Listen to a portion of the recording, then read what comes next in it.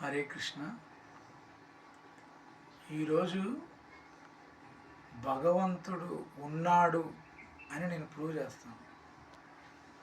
ఇది ప్రూవ్ చేయాలంటే చిన్న కథ చెప్తాను. ఒకరోజు పట్నం వెళ్ళి చదువుకుంటున్న ఇద్దరు విద్యార్థులు సెలవులకి వాళ్ళ ఊరు వస్తారు. వాళ్ళ ఊరు వచ్చినప్పుడు ఆ ఇద్దరు విద్యార్థులు ఒకళ్ళనొకళ్ళు మాట్లాడుకొని, వాళ్ళలో ఒక అతనికి భగవంతుడి పైన నమ్మకం ఉంటుంది, ఇంకో అతనికి భగవంతుడి పైన నమ్మకం ఉండదు.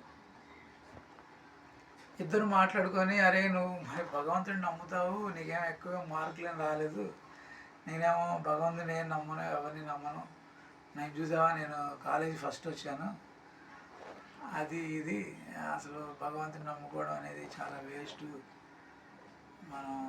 మన స్వయం కృషి మీద మనం నమ్ముకోవాలి, మన కష్టమే మనల్ని కాపాడిద్దని ఇద్దరు డిస్కస్ చేసుకుంటూ ఉంటారు.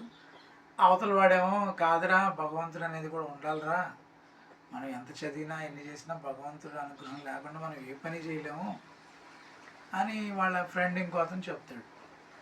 చెప్పగానే మార్గ మధ్యంలో భగవంతుడిని నమ్ముకున్న వాడి ఇల్లు వచ్చేస్తుంది. వాడు అటు సందులోంచి ఇంటికి వెళ్ళిపోతాడు.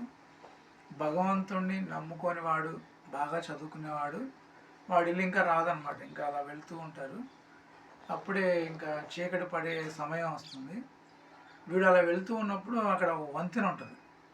వాడు చిన్నప్పుడు ఆ నదిలో ఆ కాలువ దగ్గర ఆడుకున్నవి అవన్నీ గుర్తొస్తాయి.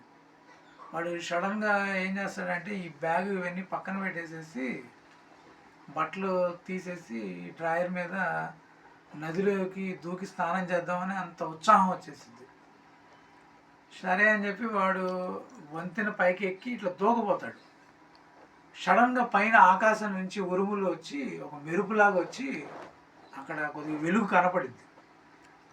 ఈ భగవంతుడిని నమ్మని వాడు సడన్గా ఆ వంతెన పైనుంచి కిందకి చూడంగానే అక్కడ నీళ్ళే ఉండవు, మొత్తం లోతుగా రాళ్ళు రప్పలు మాత్రమే ఉంటాయి.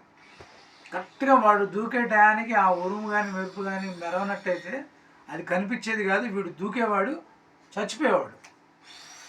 సో మనం దీంట్లో తెలుసుకోవాల్సింది ఏంటంటే, భగవంతుడు అతన్ని కాపాడటానికి ఉరుము రూపంలో వచ్చాడు అంటే భగవంతుడు ఖచ్చితంగా ఉన్నాడని అర్థం అన్నమాట. అప్పుడు ఈ భగవంతుడిని నమ్మని విద్యార్థి కూడా భగవంతుడిని నమ్ముతాడు. అతని జీవితం కూడా పూర్తిగా మారిపోతుంది. అతని జీవితం భగవదార్పితం అయిపోతుంది. సో భగవంతుడు ఉన్నాడు అంటానికి ఇదొక నిదర్శనం. హరే కృష్ణ.